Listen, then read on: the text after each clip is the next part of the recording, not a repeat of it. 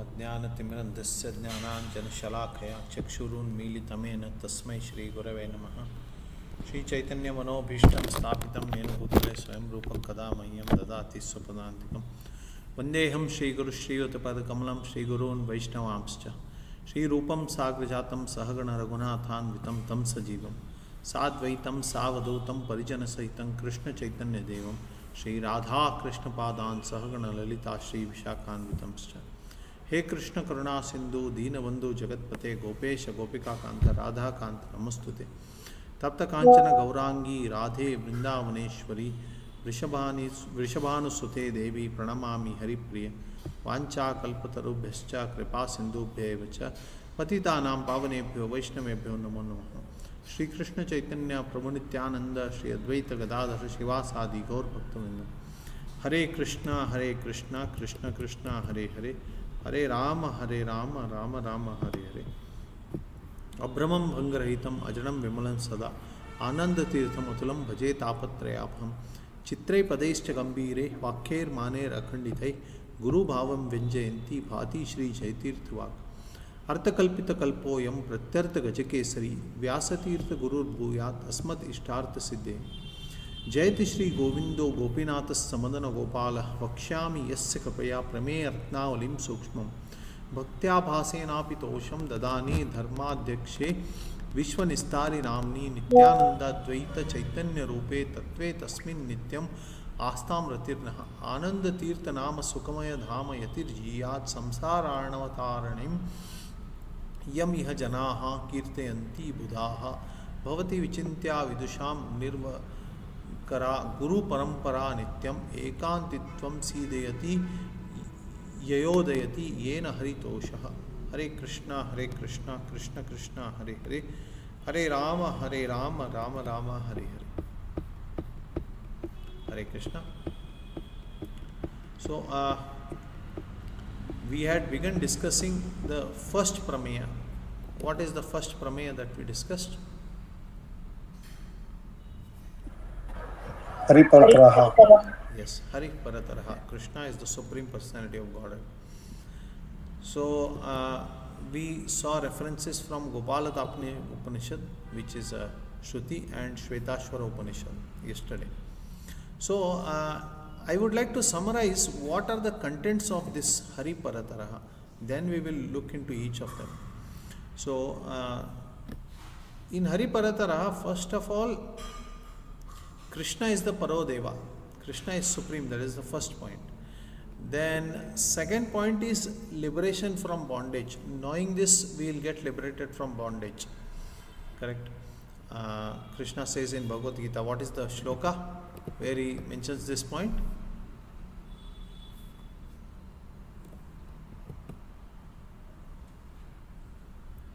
Once you know Krishna, you will be free from bondage. What is the shloka?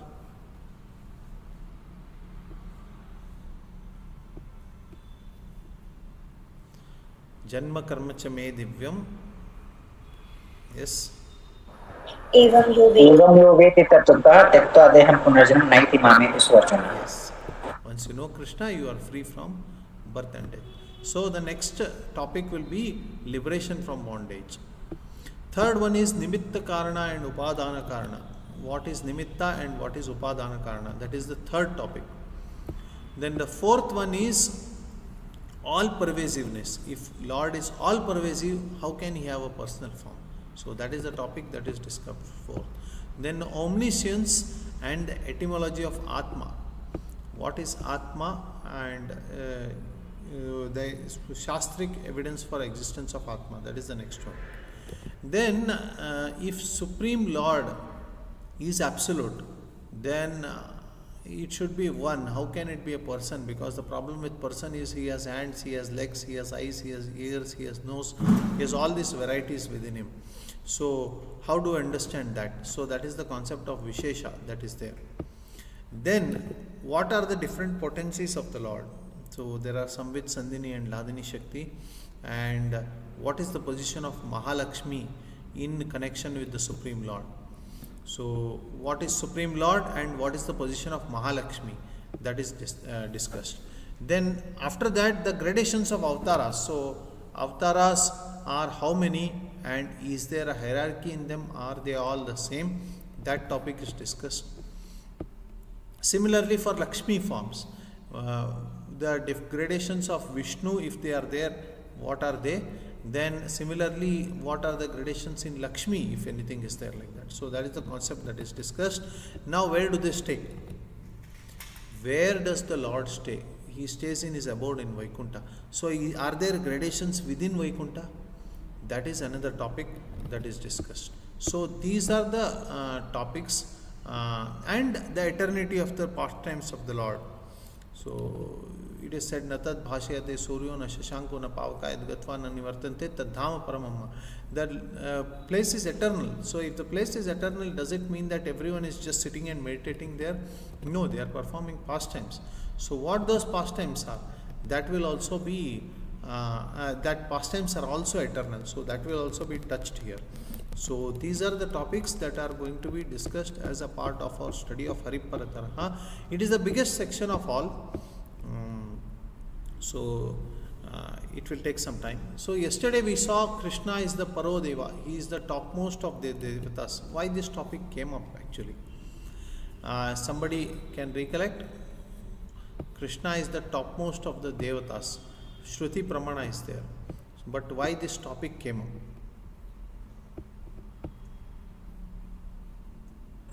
up? Shruti is the highest Pramana. Means there is a hierarchy of Pramanas. Yes, correct. So that's why Shruti Pramana. Yeah.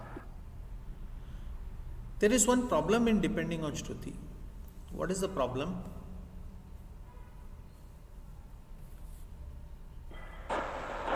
There will be similar statements for. There are many, actually, there are not much Shrutis are available like that. One of the reason further, who will tell, because Shruti nowadays, but people have this idea that only Shruti has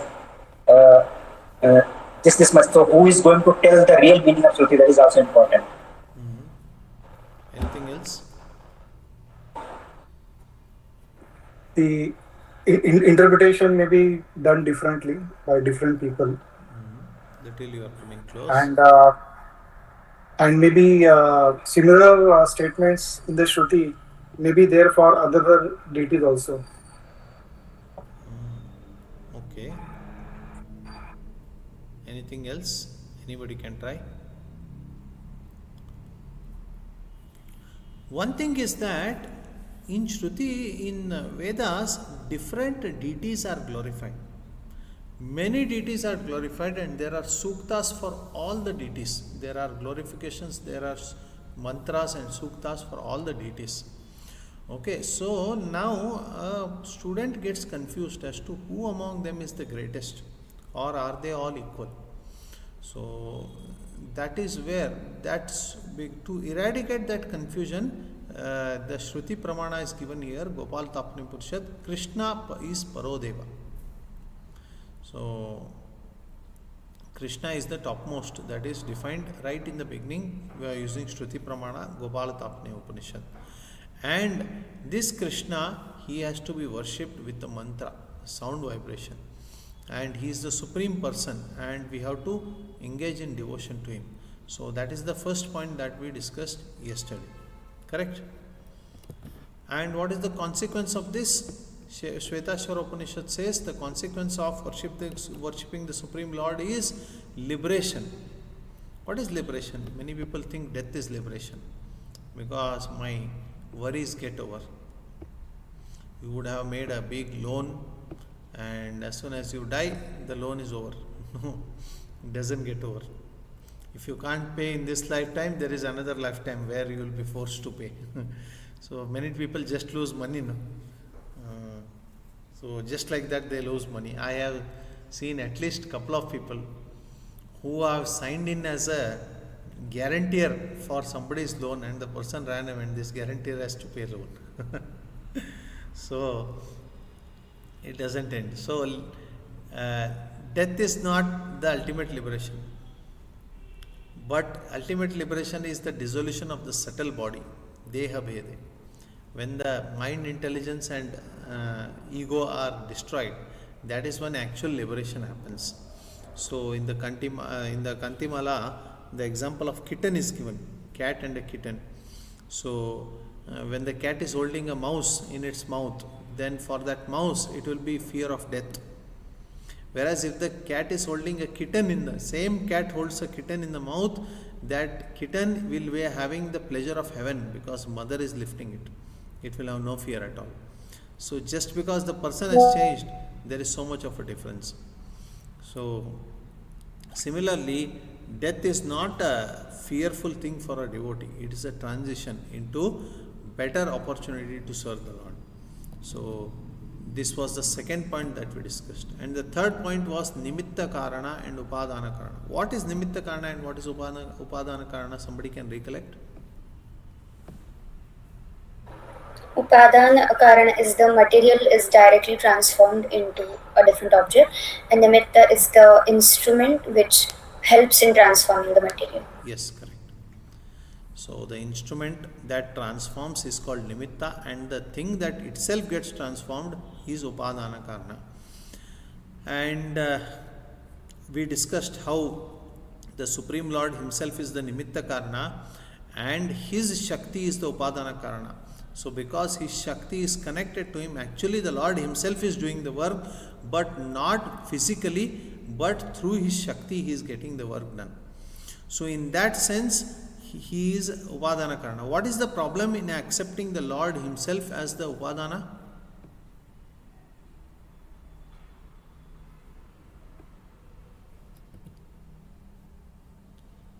Because nature of world and Lord is different, or it will it is not both are different, so cannot be the same. And nature like it is Jada, and then Lord will become Jada. It is not possible. You are getting close. Can you explain? Also, can this point be there that the Lord is Nirvikara, so he cannot undergo any change?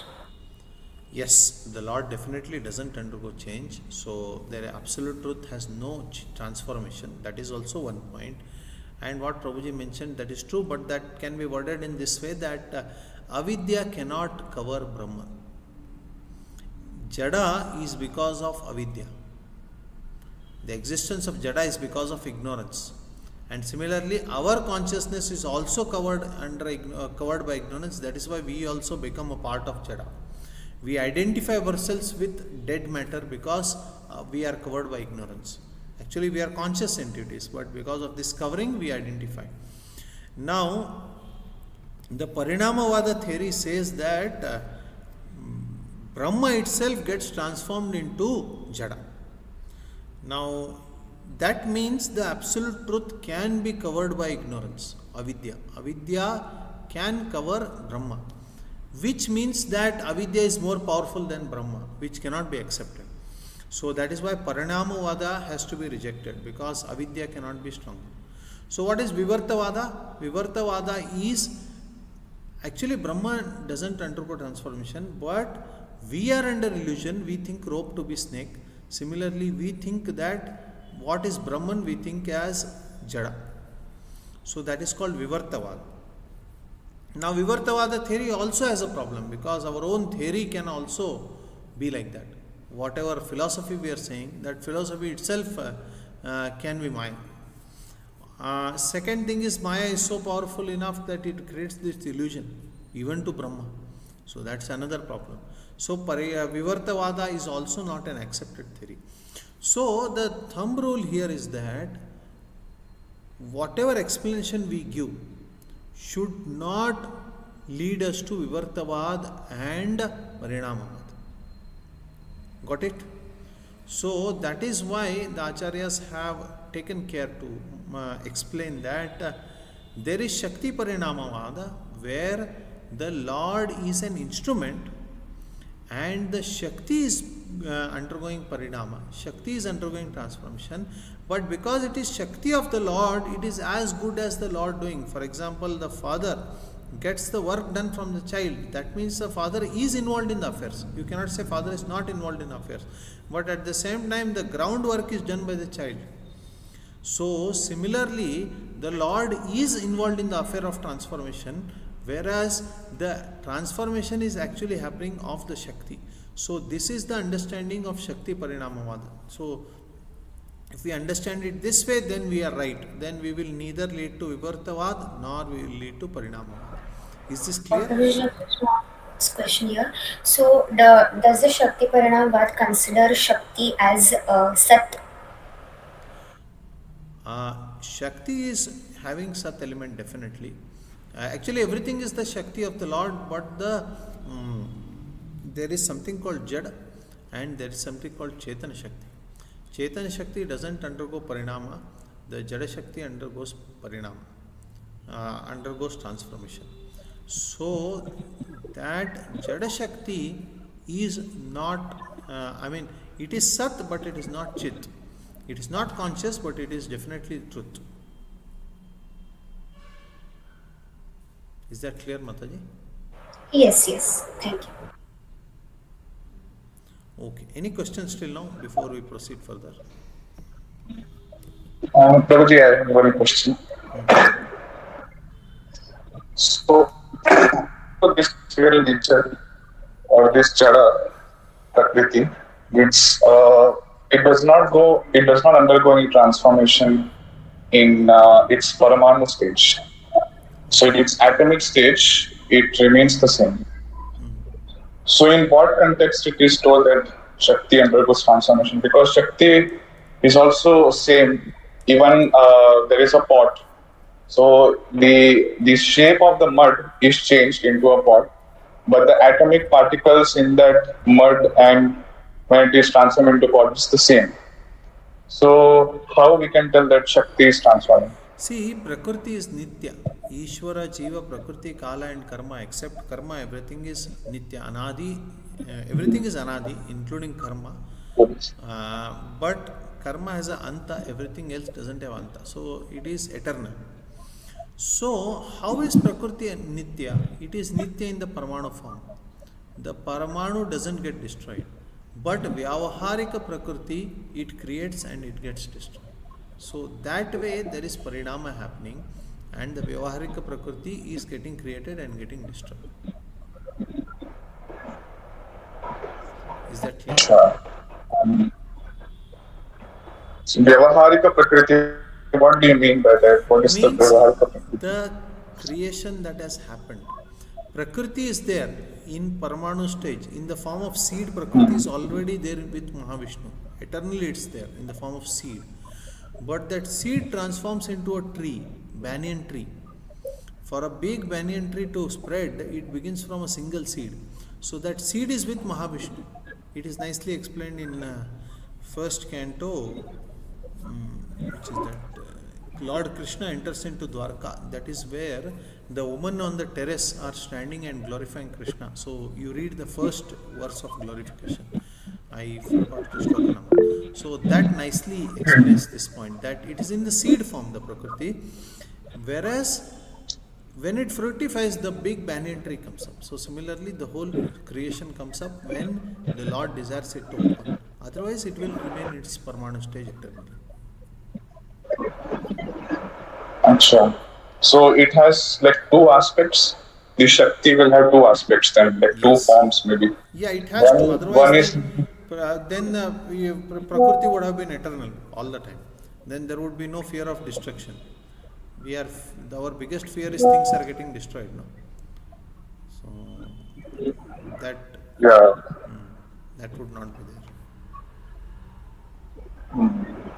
Because Prabhu, if the avidya or the prakriti does not change, and if we accept as constant or eternal and non-changing in its paramanu stage, then claiming upadan karanam, that Lord is upadan karanam, that should not be a problem then. Because Shakti is not changing and Lord is also not changing. Would that be so?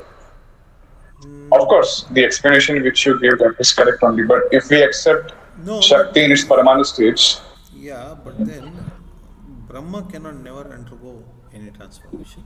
You have to keep that principle intact, however you explain. that's right. That is the key thing. Wholly, like completely. Yes, Brahma can undergo Yes, no because Shakti is transformation. having. Yes, bro. Hmm. Okay, so we will move ahead. Hare Krishna Pooji. Actually, Prabhu, I could not understand this that Prakriti in Parmanu stage remains same. Like because we study now the proof that like different component from water comes earth. So in that way it is changing na Prabhu, Yes, but the seed is during called creation. pradhana. There is something called pradhana. Just like you go to a lake, you throw a stone, ripples start coming. Those ripples start growing big. Waves start becoming big. Similarly, there is one pradhana. Then, because of the glance of Mahavishnu, pradhana becomes agitated and it becomes Mahat Tattva. And further agitation of Mahat Tattva starts creating each of the elements, starting from false ego to intelligence to mind, then space. It starts creating the elements one after the other. So, that pradhana is in the seed form which is eternal. And sometimes, it, just like small children, they open their toys, they start playing, and when the play is over, they wind it up and go to sleep. So, similarly, Lord has the seed, Paramanu, that pradhana with him. He opens it, and whenever he wants, he closes it. That is the idea. Only Pradhana seed remains eternal. For rest everything changes not there. Yes, yes, Only Pradhana seeds. You can yes. say. Oh. Okay. Now,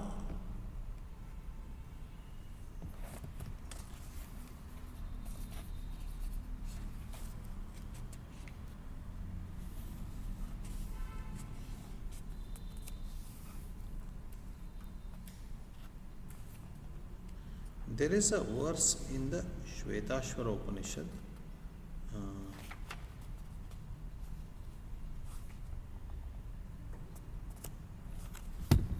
just a moment.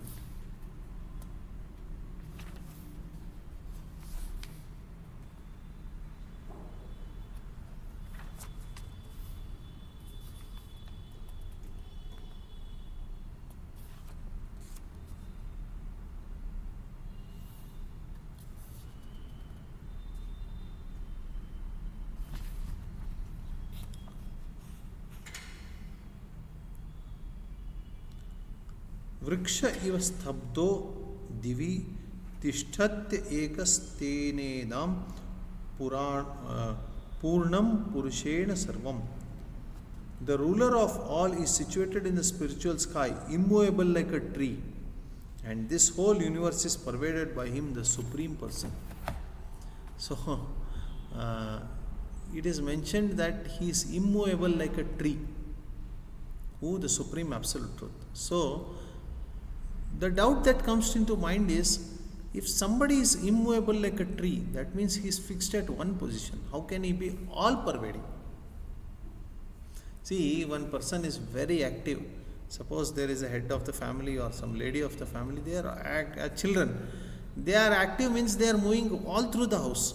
They are in this room, they are in that room, everywhere, wherever work is there, they immediately come running and do, or wherever some mischief has to be done, they immediately come there and do.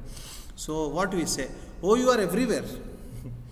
If some active person is there in a company or in job or temple, some devotees are there who are in leadership role and very active. So, then what we say? Prabhu, Janmashtami, you are found everywhere.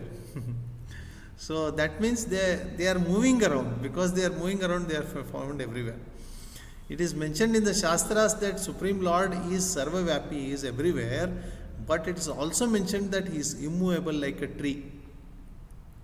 So, like a tree, he is fixed. So, how can somebody who is fixed like a tree move everywhere? That is the question. If he is pervading each everything, then how can he move anywhere? Because for movement, we need to go to a place where we are absent. So how will he move if he is all pervading? Yeah, that's the point. That because he possesses a special form which is all pervasive, means it's there everywhere, and because it's there everywhere, he doesn't have to run from one place to another. For example, somebody is meditating, he doesn't have to run to that place. Suppose somebody is meditating on him. Gajendra was in a problem. Supreme Lord was near Gajendra. Suddenly, let's say somebody else is meditating, he need not run from there to there. Because he is all pervading, at the same time he is there here, he is there. He is near this devotee, he is there near that devotee. He is there near this meditator, he is near that meditator. So simultaneously he is at all places. Because he is all pervading, he has that special body which makes it possible for them to be everywhere. That is the understanding we have to derive from this. Okay. He is in the spiritual sky, he is in the material world, he is everywhere simultaneously. He doesn't have to move from one place to another. That is the understanding here. Okay. So basically, I'm going to go a little fast here because it's the Shruti mantras. So I will study the Shruti mantras and what is the explanation of that, we'll see.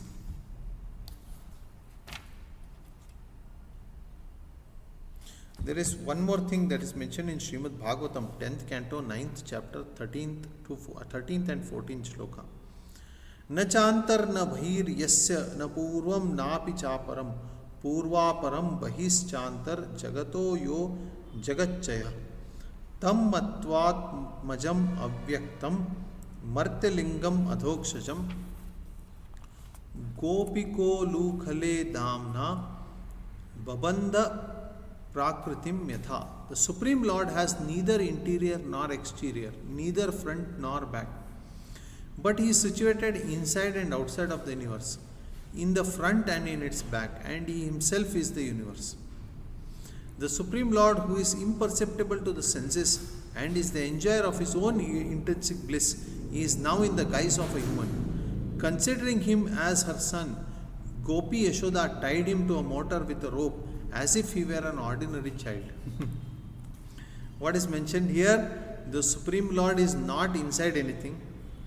He is not outside anything. You cannot say that Supreme Lord is outside the world. It becomes wrong.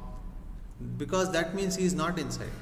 Similarly, you cannot say Supreme Lord is inside. That means he is not outside. So, neither can you say he is inside, nor can you say he is outside. Nor you can say he is in front of us. Nor you can say he is back of us. He is situated inside the universe, at the same time outside also, in front of it also, in back side of it also, and he himself is also the universe simultaneously. Something you cannot conceive. It's beyond our limitation, beyond our thinking ability. So, okay, there is some Parabrahman we can somehow at least accept on faith that he is inside, he is outside same time. He is in front, he is back, he is the whole universe also. You can, and he is away from the universe also. You can accept, let's say there are some, all these contradictions are in one person. Okay. The thing is that Supreme One is also tied by a mother. She has controlled him, she has captured him, she has tied him with a rope, Mother Yashoda. So that becomes even more bewildering. That somebody with these extreme qualities comes under the control of his devotees also simultaneously. So all these differences. So one thing we should understand is that if a cow is there, that cow has no room for being a horse. Within that cow, there is a dharma called Gotva Dharma. Correct? Gotva Dharma. Now, cow can accommodate Gotva Dharma. It cannot accommodate Ashwatva Dharma. Did you understand what I mean? Anybody did not understand? Raise your hands.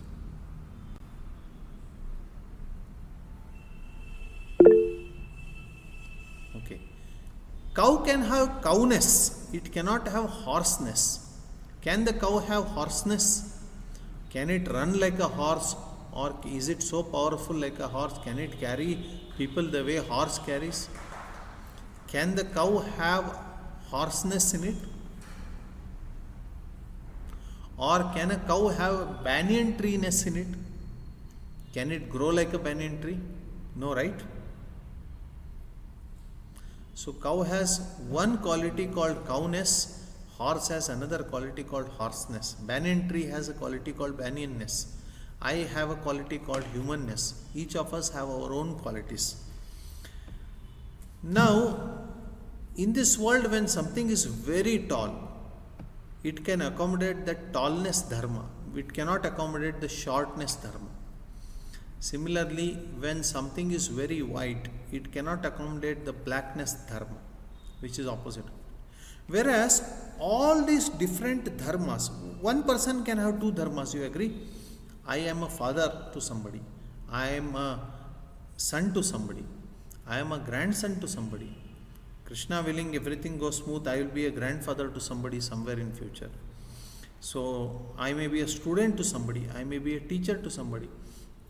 So I have so many dharmas accumulated in me alone. I alone support so many dharmas.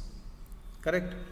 Can you all define what dharmas you would be having? One dharma can you list of yours? Each of you list one dharma of yours.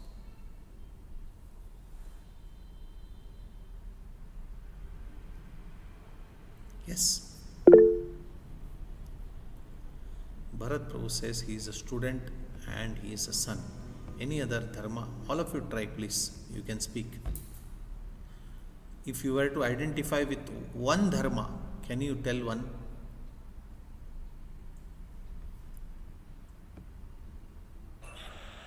Nitya Dharma. Sorry? Nitya Dharma. Nityatva. Yes, Nityatva is one dharma. You are eternal because you are spirit soul. Next.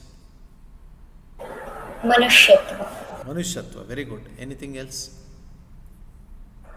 Maybe career Dharma. Yes. Honesty. Honesty Being is honest. your dharma. Very nice. Honesty is your dharma. Others, anybody else can try? Arjun Sahu Prabhu, you can try. What is your dharma? Jaiv Dharma. Jaiva dharma. Okay. Partha Sarathi Prabhu, what is your dharma? Taking responsibility of children and parents and everything that is. No, one. Children or parents? Parents, bro. So you are a son. That sonness is your dharma. Yes. Yes, bro. Yeah. Anybody else? Mataji, I forgot your name. Tech World. Sorry. Vasundhara Mataji. Vasundhara. Yeah, yes. Hare Ranuchara Dasanudasa. Hare Dasanudasi. Yes, that is the ultimate dharma we all have to realize. Till then we are struggling with so many other dharmas. Anybody else? Okay, so these are the dharmas that are there. We all have multiple dharmas also that I have shown. But we don't have conflicting dharmas. If I am black, I cannot be white. If I am tall, I cannot be short. I can accommodate dharmas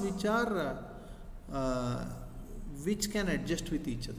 Whereas the Supreme Lord, the Absolute Truth, is one such person who can accommodate opposite dharmas in the same person at the same time. He can be lightest and the heaviest at the same time. He can be the strongest and the weakest at the same time. He can accommodate all the extremities in him at the same time. That is his special dharma. That is his special power. That is what we can understand from this. Okay. So, the Lord is all pervasive and at the same time he has his own form. Okay. So both these things are simultaneously there. That is why he is at one place at the same time he is accessible to everyone. Okay. Is this clear? Yes. Clear, bro. Similarly, in the Mundakopanishad, it is written, Yas Sarvajnaha Sarvavit. The Supreme Lord is omniscient and all knowing. He is not just all pervasive, he is all knowing. He knows everything. And there is something interesting here. Yesterday, we discussed about epistemology earlier, in which we discussed about Vedas and Puranas. What is the difference between Vedas and Puranas?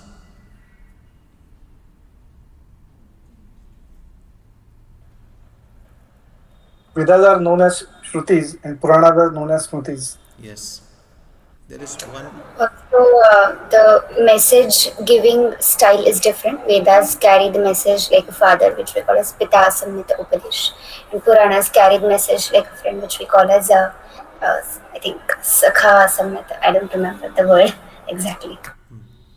Yeah. And Anything the else? Puranas also required. Puranas are required to understand the meaning of Vedas. Means what is the exact messages Yeah. given in Itihasa the Vedas. Puranabham Vedam Samupabrahmayan. We should understand through Itihasa and Puranas the actual message of Veda. Yes, very good. But one important point which I am looking for, exact difference between Vedas and Puranas. Hare Krishna Prabhu. Yes. Uh, the Krama, what is written in Vedas, that is fixed. In Puranas, it is possible. Very, very good. Very good. So, uh, the sequence of words in Vedas are fixed, whereas Puranas it can change with every kalpa. सहस्र शीर्षा पुरुष सहस्राक्ष सहस्रपाद सबोमिम विश्वतो वृत्तात्यतिष्ठद्यशांगुलम. This verse is there. Even after 100 Brahmas come, the sequence of words will remain the same. Whereas with Puranas, Janma Karma Chame Divyam Evam Yo Veti Tattvata, Krishna telling to Surya Deva, Sun God, it will be the message will be the same, but the sequence need not be the same. Got the point? Chaitanya Ji, Yes, you Prabhu. wanted to add something? Yeah, I think in There is disturbance is there, Prabhu. Disturbance is there, Prabhu. Yeah. So Chaitanya Jivan Prabhu, I am asking if he wants to add something, otherwise he can mute the mic. Oh, Prabhu, I was telling in Tattva Sankhya this is mentioned Yes. In Tattva Sankhya about Purana and Veda. Nityatvam and Anityatvam. Yes. Correct. So, why Vedas are called Nitya and Puranas are called Anitya? Because Vedas, their sequence remains the same. Puranas, in every creation, it can be different. Different people would have said it and different, but the message remains the same. So that is the difference between Vedas and Puranas. That is why Puranas are considered under Paurushya category and Vedas are considered under Apaurushya category. That was the thing I was actually looking for. That was the answer. Vedas are Apaurushya and Puranas and Brahma Sutras and Mahabharata Ramayana, they are all Paurushya granthas. So, now what the sequence of Vedas remains fixed and they are eternally in the intelligence of the Lord. Vishnu Buddhigaha Nitya Veda Samastascha Vishnu Buddhigaha. There is a shloka in Padma Purana, Sarge Pralyanti. So they are eternally residing in the intelligence of the Lord, and when new creation happens, they are revealed through the rishis in Parampara to human society. And once the dissolution happens, again they are getting stored in the intelligence of Vishnu. Now these Puranas, every time a new version comes, and once the dissolution happens, that new version also gets stored in Vishnu's this. So Vishnu's hard disk never gets full. 1 TB, 2 TB, 3 TB, it's unlimited, infinite TB. So since Anadi, since infinite time immemorial, creations have been happening and new versions of the Puranas are coming up, and till infinite time it is going to happen, the new versions are going to infinitely come up, they will all have storage space in the intelligence of Vishnu. So you can imagine so great it will be. So the Supreme Lord knows everything means he knows so much of all these things. So that is the point we have to understand about the Supreme Lord's omniscience or his ability to know things. Okay. So is this clear?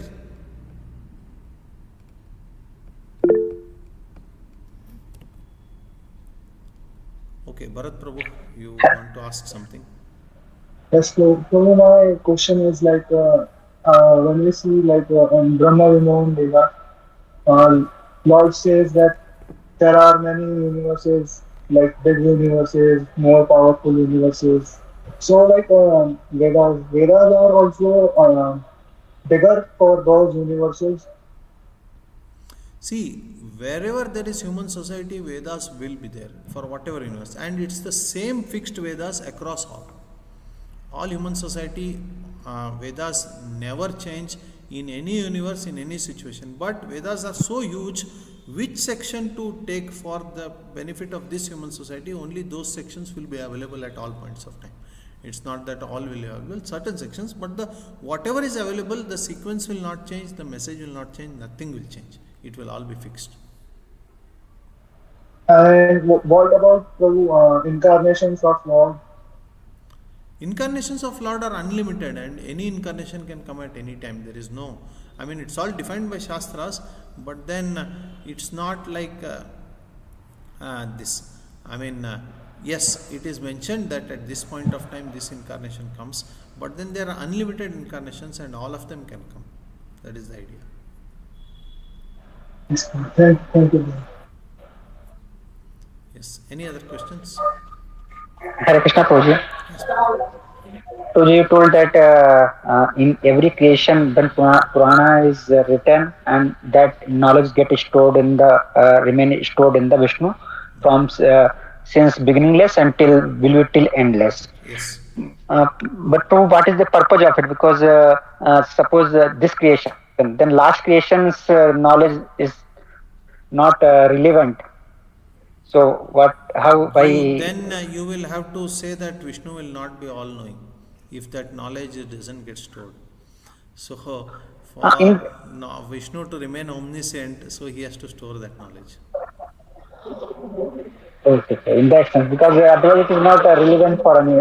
We don't know. It's a very big picture, no? So multiple creations and infinite creation. We don't know what the big picture is. Okay.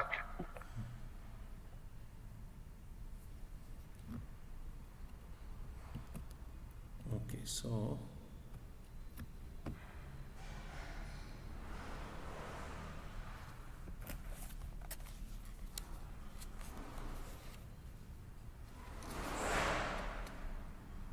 the Lord is the cause of the state of bondage in cycle of birth and death, and He is also cause of liberation from it.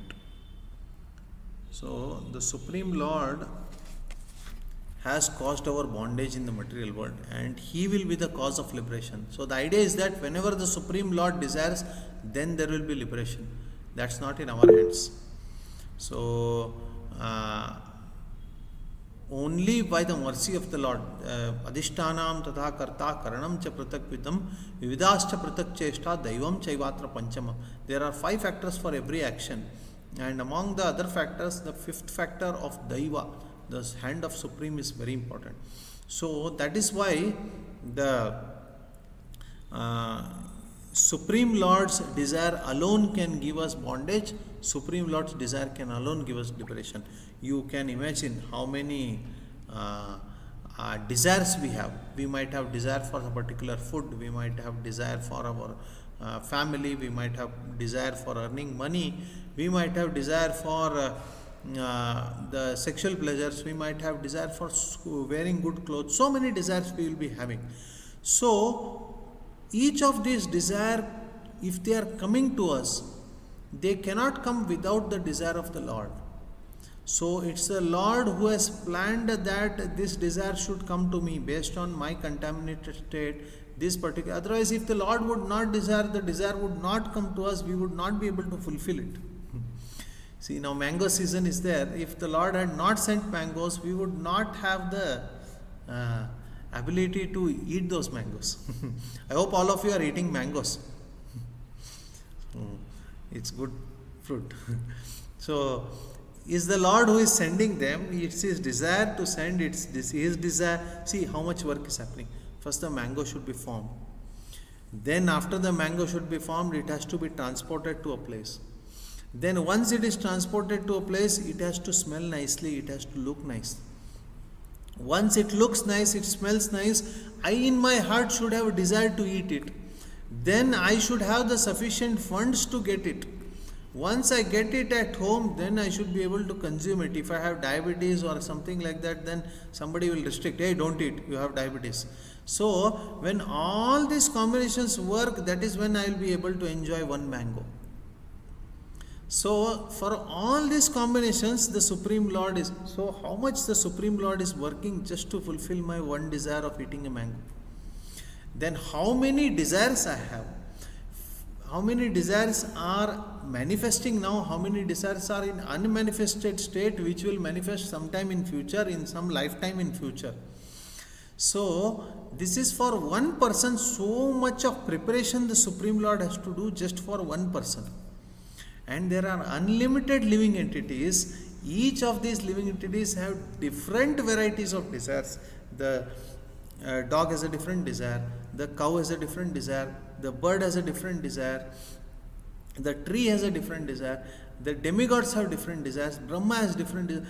Each of these have different packages of desires, and for those packages, for each of them, a complete arrangement has to be done. What must be the extraordinary power of the Supreme Personality of Godhead? Can we imagine that? How powerful He must be. So, that makes the Supreme Lord supreme, that He arranges for all these desires, and He also arranges that some of us are eventually be able to overcome these desires and eventually come to realize that no, these desires are not going to give happiness. I have to develop detachment from them. And once I take a vow to develop detachment, then after that the arrangement for that detachment again has to be done by Him only. And once that arrangement for detachment, that detachment developing in my heart has to come, eventually that should give me the bliss, the ananda of absolute truth. So much attachment and detachment, aversion, everything has to be arranged by the Supreme Lord. Without the Supreme Lord, it doesn't happen. Sometimes we are quite careless about these things. We think that we are all going back to Godhead in this life. The moment we put our hand in our bead bag, we come to our temple and we hear some good lecture and we are given a bead bag. The moment we put hand in our bead bag, we are convinced that I am going back to Godhead in this life itself. So it's the Supreme Lord who is free to decide. He keeps some freedom to Himself. That is why you see sometimes progress in bhakti becomes it stops beyond a limit. It doesn't have. I mean, we are stuck in a place where we can't progress anymore. So why that happens? That is because the Supreme Lord keeps something with Himself. He has arranged some things in His hand. He doesn't give complete freedom. He gives minute independence. He gives hardly any freedom to the jiva. So that is the power of the Supreme Personality of Godhead. This is a very important point we should understand here. Okay.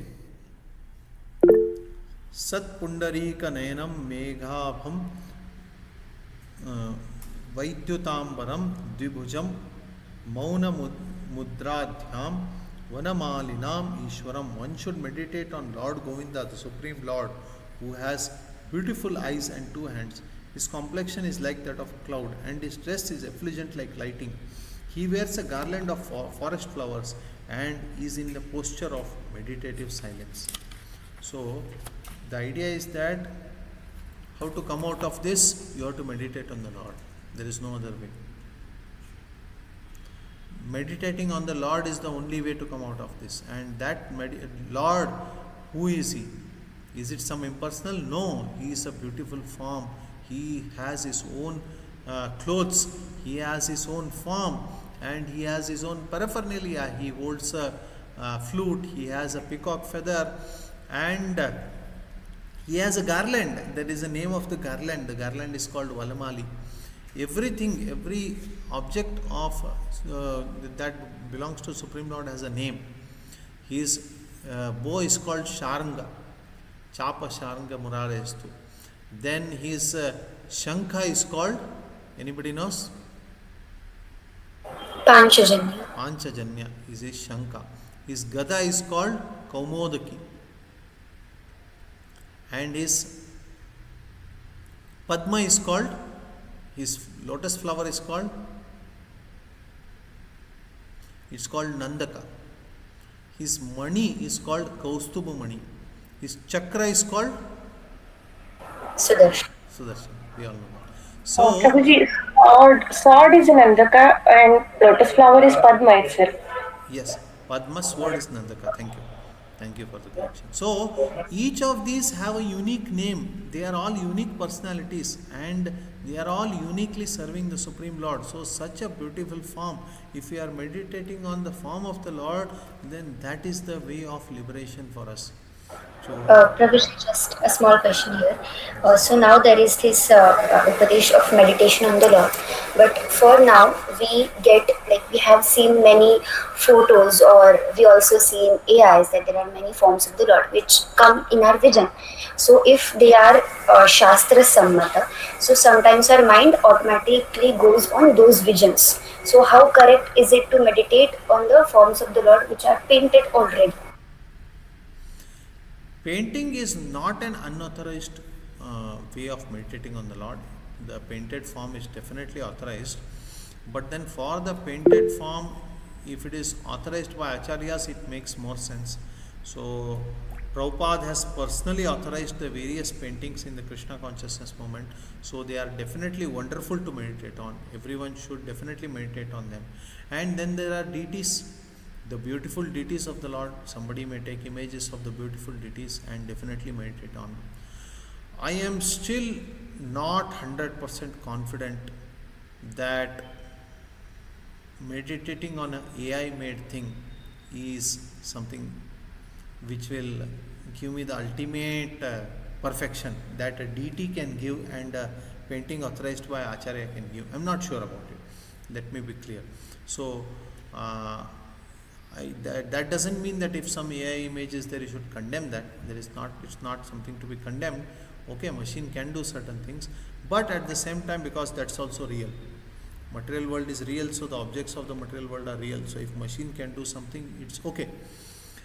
But problem is that machines are accustomed to making cartoons, and cartoon is not the right representation of the Supreme Lord. So because cartoon is something which is more for entertainment for children, it's not giving a serious message. So cartoon is not the right representation. So I am not the most satisfied with that, but if paintings are authorized by acharyas and deities are there, then they are definitely welcome. You can meditate on them. Is that clear, Mataji? Yes, yes. Hare Krishna, Prabhuji. Yes, Prabhu. Prabhu, I have two questions. Can I ask, Prabhu? Just a minute. Let me see if this section is over.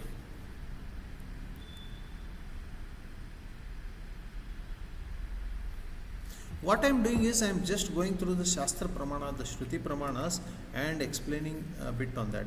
You yourself can also read these sections and contribute further. Okay.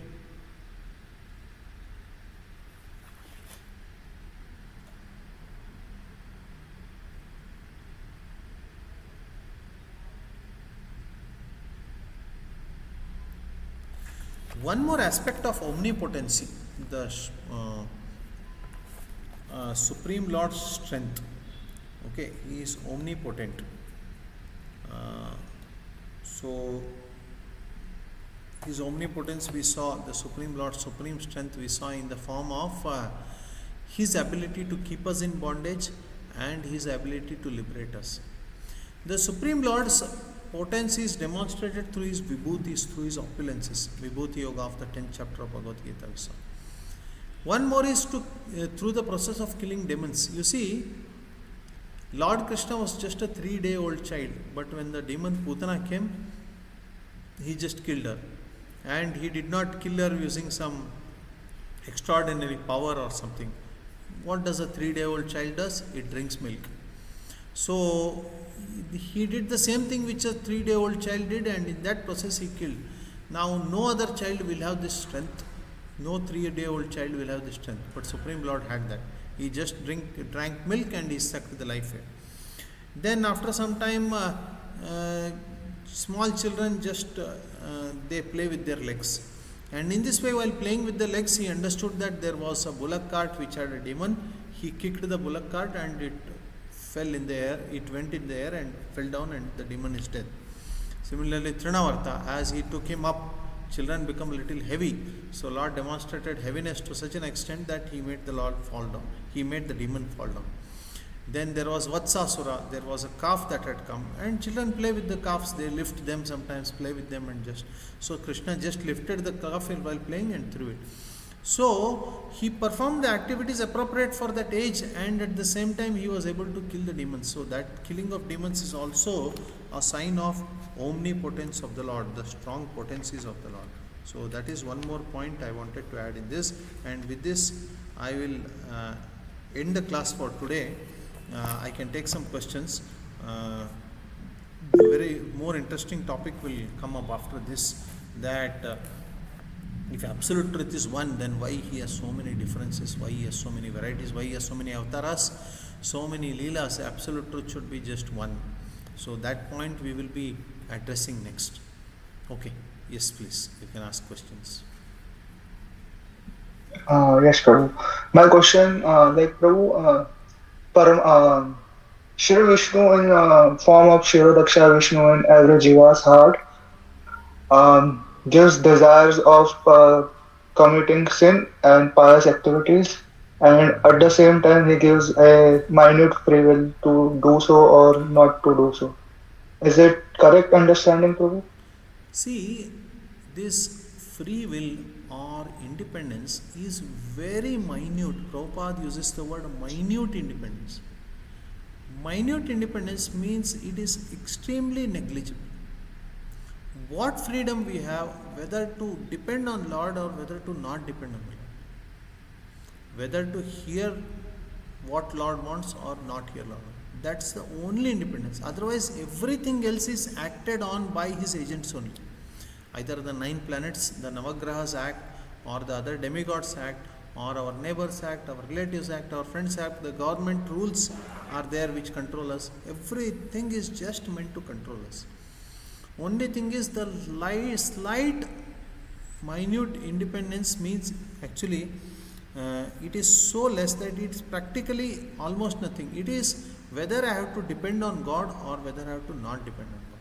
That's all. That is very minute. But Prabhuji, such a sukshma free will also gets us in the bondages of karmas. The karma bondage is very heavy. Then how can this be reconciled? Karma bondage is heavy. It is anadi karma. That is true. So now these things will be little controversial, but I will present you the pakshas to understand. Some people think that the bondage has happened in some point of time, and that one day everyone will be liberated. Whereas there are some schools like that of Madhvacharya who says that everyone will not be liberated. It's anadi means there was no beginning. So that makes certain swarupas like that. Some swarupas, some are naturally demoniac, some are naturally eternally in samsara, and some are naturally candidates for liberation. So like that. But whatever it is, whether you accept that school or no, one thing is that purva samskaras are going to influence our today's action. If you are accustomed to telling lies, definitely we will tell lies. If you are accustomed to stealing, definitely we will steal. So it is not that after coming to devotional service, our purva samskaras just vanish. Correct? So we definitely carry our baggage, be it ego, be it anger, be it pride, be it too much talkativeness, or be it silence, or be it speaking lies or speaking truth, whatever it is, we carry our baggage even after coming here. So undoubtedly it is not going to be easy, and the baggage is going to add because of the today's karmas. The influence of the baggage makes us act in a particular way, and this whatever I have acted is again going to increase the load. Madhvacharya says that a 12-year-old person has done so many karmas that he has prepared for 10 lifetimes. 12-year-old children don't do things bad, right? Children do good things. But even in childhood, with so much immaturity, so many things are done to prepare for 10 lifetimes. What to speak of when we grow and take mature decisions? So definitely we require higher support. There is no way that we can come out of this without the higher support. Only when Supreme Lord decides to intervene. That is why the Purushottam Yoga 15th chapter, they speak of banyan tree, because banyan tree is too difficult to uproot. Nowadays with JCBs and all you can do big, but still it's an effort. And with all that effort, once the whole area is cleared, the next rainy season, if some root is left, again that root will sprout into a tree. So our material existence is like that. It is extremely strongly entangled, and it's not so easy to bring it out. Only when the interference of the Supreme Lord is there, that is when only this bondage will be able to recover. I hope that makes sense. Yes. Yes, Prabhu. Prabhu, another question is who desires, Prabhu? Like the Atma desires, or like the desires are based on previous karmas, prarabdha, and samskaras? Actually, Atma has desired to come in the situation it is in. Okay. So definitely, because if Atma's desire was not there, then Lord would have to be blamed for the karmas, the bad karmas that we are doing, or the bad situation we are in. Can we blame the Supreme Lord for that? Definitely not, because it is the seed which is like that. Supreme Lord is supplying the rain. If there is a ground where rain starts falling, everything will grow. The grains will grow, grain plants will grow, the weeds will grow, the fruit trees will grow, the bitter fruit trees will grow, everything will grow. Rain is common. It depends on the quality of the seed. So similarly, the Supreme Lord's mercy is common, but it depends on the quality of the seed. So definitely our desire is there, and things are happening by our desire only.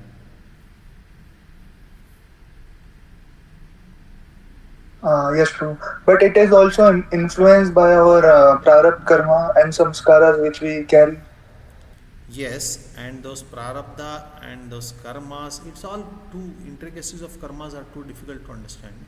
But somewhere you cannot blame Ishvara for that. Although Ishvara is facilitating all these things, Supreme Lord is facilitating all these things, but he doesn't get the blame, because somewhere it's our wrong decision only that's making all these things happen. Thank you, Prabhuji. Thank you. One thing is, all these complex subjects are to remind us that our effort is required. Why? Sometimes what happens is, when we think that when we come to bhakti, okay, I am with devotees, I am chanting Hare Krishna, I got initiation, I am going back to Godhead. Sometimes we, beyond a limit, we tend to neglect sadhana. We think that because I am in this position, I am going to get perfection. I am initiated, I am a devotee in ISKCON, I am getting perfection. We tend to become loose. But no, these things that there is so much of prarabdha there, our bija is there, we may be anything, we may take time.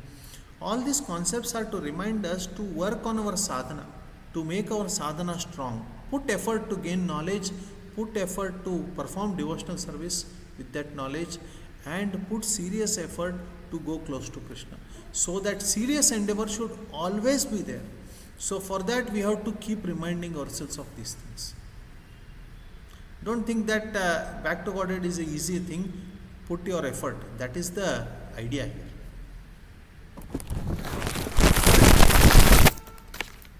Is that clear? Yes, Prabhuji.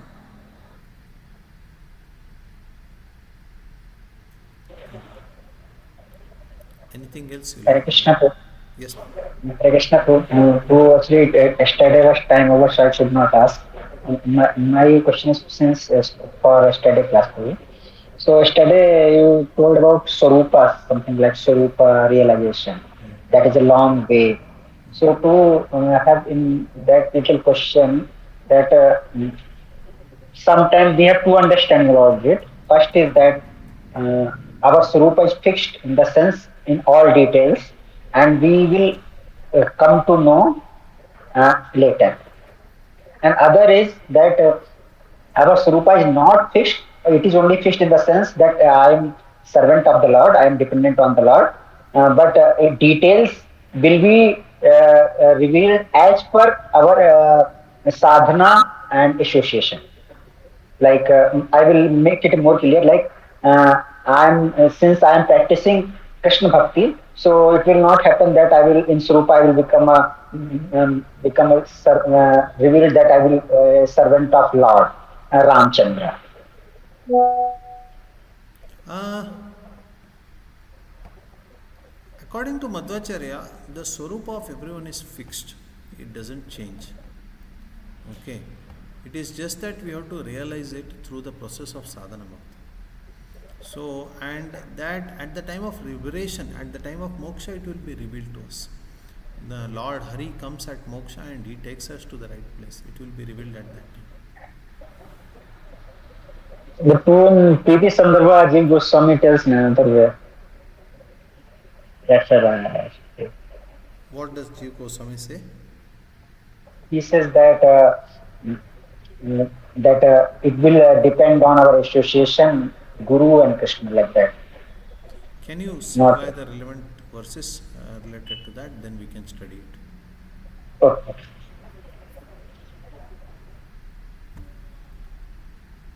Okay, anything else or we'll close? And one more to understand, just want to understand, because you told that how our desire get fulfilled, like eating of harm. So the point is that Lord matlab, actively interferes in everybody life like this, or he has made a system in which, according to karma, it gets done. I mean, he has made a system, but even in that system, those people also operate according to his will only. For example, he has deputed so many demigods to fulfill all these desires. But then, for those demigods to work also, it is he only who is acting.